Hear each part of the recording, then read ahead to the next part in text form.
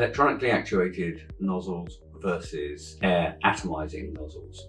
Now, air atomizing nozzles are a great way of getting fine sprays to go where you need them. They're commonly used in a variety of coating applications and precision spray applications. With these types of nozzle, the air is used to atomize the spray and to drive it onto the target area. Now, this can be combined with air actuation, so you're using the air to shut the nozzles on and off, and you can get some fairly impressive response times there, up to about 3 on-off cycles per second. They're very, very good for spray control. Now, electronic nozzles like our EHP system, controlled by our FlexFlow control system, are a good alternative to air atomizing nozzles on, say, a coating application. Now, these nozzles have an integrated solenoid valve within the nozzle body itself, and they can very rapidly shut that orifice on and off at either 50 or 150 times per second, depending on the model. So they don't use any air at all. Atomization of the fluid is achieved purely by fluid pressure itself through the nozzle. So how do they compare? The EHPI, the electric nozzles, will have the following advantages over air atomizing nozzles. First of all, they reduce mist. So if you're spraying an oil or something like that with air atomizers, then sometimes it can be a bit messy. The air helps to carry finely atomized spray to its target, but you can get an oil mist coming off of that. So it may not all get to where you want it to go. It may mist up in oil mist in the factory, and that can get very messy. It can also get very, very wasteful. Because air isn't used in electronic nozzles, you're just using fluid pressure, you don't get so much of that misting, you don't get so much of that spray carry. And so you can reduce that misting effect quite dramatically by switching to electronic nozzles. Second advantage is noise. The air is noisy. The electronic nozzles are a lot quieter. That can be an issue in some factories. Thirdly, we've got a lower overall running cost on the electronic nozzles. There's a bigger capex on this type of system, but they don't use any air. They're just using an electric signal to shut the nozzle on and off, and so the running costs are actually slightly lower. It's not hugely significant because the air atomizing nozzles that use an awful lot of air, but nevertheless it's still there, and so the running costs are lower. Finally, the biggest advantage perhaps of the electronic nozzles over air atomizing nozzles is they're actually a lot easier to set up and to adjust. So with air atomizers you have two inputs. You've got an air input and a fluid input, so the variation between air and fluid pressure can be quite a dramatic effect on the spray pattern type and the atomization level and flow rates. That interplay can be quite delicate depending on the type of nozzle.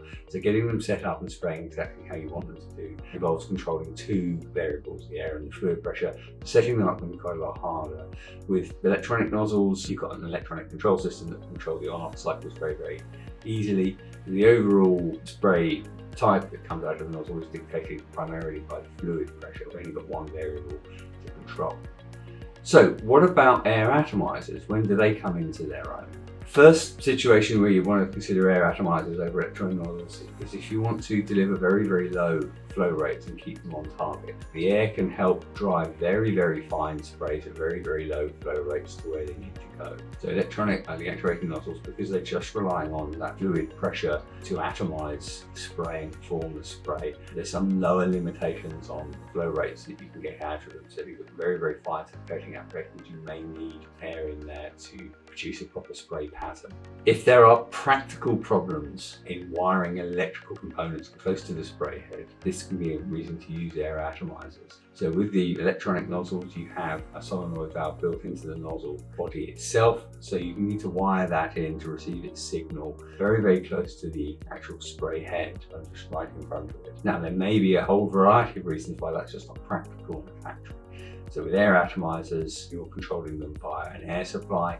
You need to get an air supply into the nozzle body, and that air supply can be controlled by a solenoid valve from some distance away, not too far, but some distance away from the actual spray head. The only electrical components can be quite a lot further away from the spray head and the spray zone. That may be useful in many, many situations.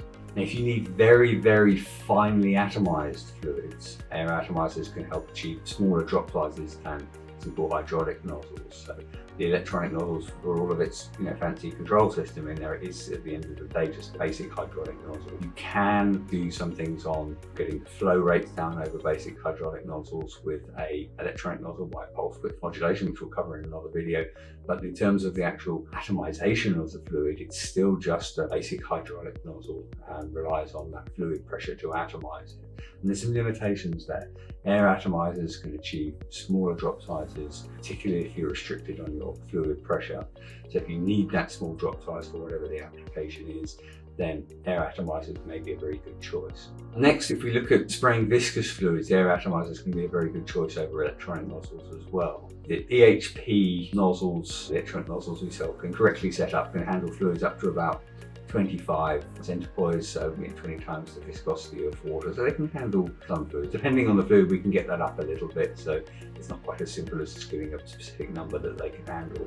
But it's sort of around about that area where they can start to struggle a bit. The right kind of air atomizer can handle fluids of perhaps up to 3,000 centipoise. Again, it's a complicated topic, so no guarantee that every 3,000 centipoise fluid is going to be able to be handled by an air atomizer. It depends on a whole load of other things. The point is the range of viscosity an air atomizer can handle is a lot higher than the electronic nozzles, because at the end of the day, the electronic nozzles are just simple hydraulic nozzles. They're very fancily controlled, and so it's restricted on what it can spray. So if you're looking to spray very viscous fluids, air atomizers can be a very, very good choice there. And then the final advantage of air atomizers over electronic nozzles is they're a lot cheaper in terms of capex. As we noted before, they've got slightly higher running costs because you've got air in there, but the overall capex you'll spend on the air atomizing nozzle system is likely to be quite a lot lower.